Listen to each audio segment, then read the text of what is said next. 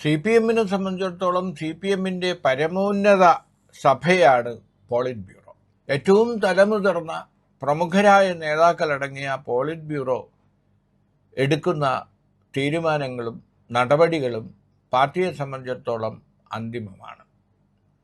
എന്നാൽ വിവാദമായ PM ശ്രീയിൽ എല്ലാം കഴിഞ്ഞ് ആണ് PB കഴിഞ്ഞ ദിവസം അത് തെറ്റായിപ്പോയി, അത് നടപ്പിലാക്കാൻ പാടില്ല എന്ന തീരുമാനം കൈക്കൊണ്ടത്.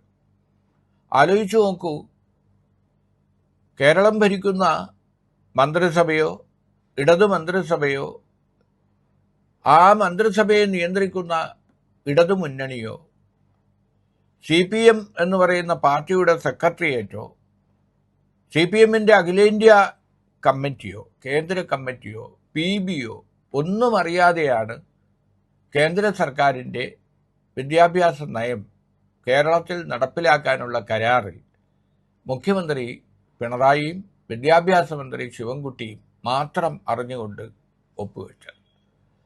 പൊതുവിദ്യാഭ്യാസ സെക്രട്ടറി K. വാസുകിയാണ് ഡൽഹിയിലെത്തി ഈ വിവാദ കരാറിൽ ഒപ്പുവെച്ചത്. അവർ ഇത് സംബന്ധിച്ച് ഇതുവരെ പ്രതികരിച്ചിട്ടില്ല.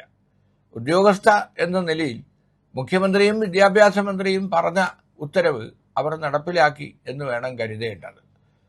സമർത്ഥയായ ഒരു ഉദ്യോഗസ്ഥയാണ് K. വാസുകി. തിരുവനന്തപുരം ജില്ലാ കളക്ടറായിരുന്നപ്പോഴെല്ലാം അവർ വളരെ ജനകീയ തലത്തിൽ പ്രവർത്തിച്ചിട്ടുള്ള ഒരു IAS കാരിയാണ്. എന്തായാലും CPI PM ശ്രീ കരാറിൽ ഉയർത്തിയ വിവാദം ഇടതുപക്ഷ സ്വഭാവത്തിന് ചേർന്നതല്ലെന്നും കമ്മ്യൂണിസ്റ്റ് പാർട്ടിക്ക് ചേർന്നതല്ലെന്നും അത് ദേശീയ തലത്തിൽ തന്നെ ഇടത് നയത്തെ ബാധിക്കുമെന്നും അവർ ഉയർത്തിയ ആ വിമർശനം അത് ഉൾക്കൊള്ളാൻ സമ്മർദ്ദങ്ങൾ ഉയർന്നപ്പോൾ മുഖ്യമന്ത്രിയും മന്ത്രിസഭയും എല്ലാം തീരുമാനിക്കുകയും താൽക്കാലികമായി ആ കരാറിൽ നിന്ന് പിന്മാറുകയാണ് എന്ന് വാക്കാൽ കേന്ദ്ര സർക്കാരിനെ അറിയിക്കുകയും രണ്ടാം വട്ടം വിവാദമുയർന്നപ്പോൾ കത്തു നൽകുകയും എല്ലാം ചെയ്ത് എല്ലാ വിവാദങ്ങളും അടങ്ങിയ ശേഷം കഴിഞ്ഞ ദിവസം ചേർന്ന PB ഇക്കാര്യത്തിൽ തെറ്റുപറ്റിയെന്നും അത് തിരുത്തണമെന്നും അത് ആവർത്തിക്കാൻ പാടില്ലെന്നും അത് ഇടതുപക്ഷ നയമല്ലെന്നും പ്രഖ്യാപിച്ചിരിക്കുകയാണ്. EMS അടക്കം VS അച്യുതാനന്ദൻ അടക്കം പ്രമുഖ നേതാക്കളെ പോലും പാർട്ടി അച്ചടക്കത്തിൻ്റെ പേരിൽ ശിക്ഷിച്ച പാരമ്പര്യമാണ് PBക്കുള്ളത്.